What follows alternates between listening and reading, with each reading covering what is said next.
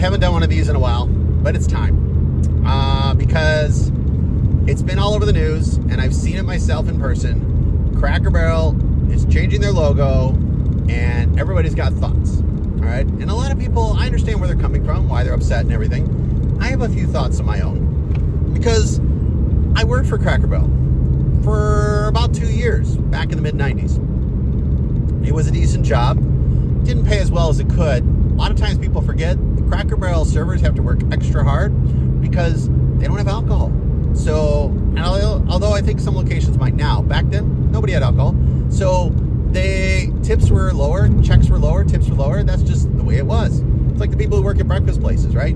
But Cracker Barrel's a little different because they don't let you work as big a section as someone who works in one of those, like, Honeybee, Honey Jam, Tasty Biscuit, kind of places, right? So, Cracker Barrel, I'm okay. A lot of companies have rebranded, modernized their brand, updated the brand over the years. Depending on how iconic the brand is, sometimes there's limits to that. I mean, McDonald's has kept its golden arches. They haven't tried to create a new font for McDonald's, although I'm sure they've created fonts for other things, right? But over the years, we've seen these rebrands. Taco Bell redid their logo and stuff like that, and that's all fine and good. As long as your brand isn't, we don't change. Cracker Barrel's whole brand, their whole shtick is old country store. It's in their logo. Their whole shtick is, we don't change. We're old school. Our brand is nostalgia. And when your brand is nostalgia and you change something, of course people are going to be upset about it. Not to mention, the designer in me is looking at that logo redesign and thinking, that's not a very good logo design. Now, I did see something recently that suggested the yellow shape was the barrel on its side. And okay, I can kind of see it. But still, it is an extremely short-sighted idea. But it speaks to the bigger issue with businesses in general, especially larger businesses that have been around a long time.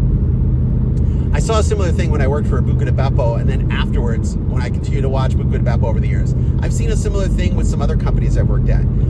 I saw it when I worked for Kinko's.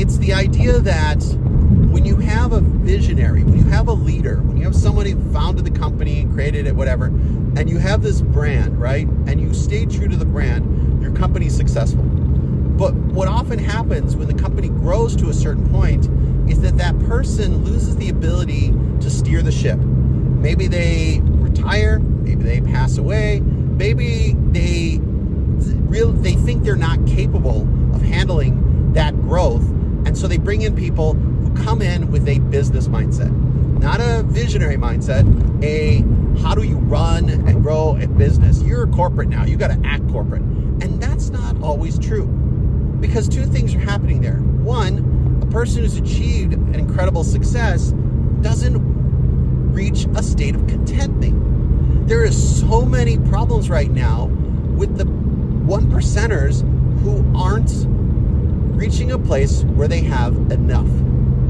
It's very interesting when you look at the Jeff Bezos and his ex-wife situation, right?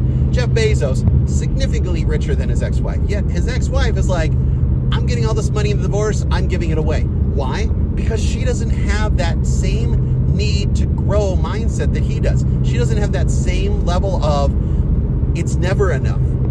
And some would argue that the it's never enough mindset is how you become wildly successful. But in the end, what's the point? Where's the joy in that? Are they driven by joy? I sincerely doubt it. And when we sit there and we get to a point where we're not content, where we haven't reached enough, we haven't figured out what that is. Most of them can't. They couldn't tell you what enough is. There was an interview a little while back, Jim Carrey was talking about him not wanting to work as much anymore because he had gotten enough. He figured out what that was, and some could argue, well, he's got a lot of money. Of course he could think that's enough. But even still, plenty of other people like him. Harrison Ford's still working. And you know what Harrison Ford said? Well, I knew when I got old that they would need old people to act. Yes, that's true to some degree, but at some point, certain people do reach a point where they've done it. They've done enough, right? And it's a different mindset than the people for which it's never enough. And the people for which it's never enough can't leave well enough alone. And And so we're seeing this right now in this corporate mindset at Cracker Barrel, suggesting that it's not enough to be who you are. If you're not attracting new customers, you're not growing, as if growing is the only reason to be in business. And so my biggest complaint, my biggest feeling about this logo redesign and everything is that when your brand is you don't change, it's no wonder people are mad that you're changing.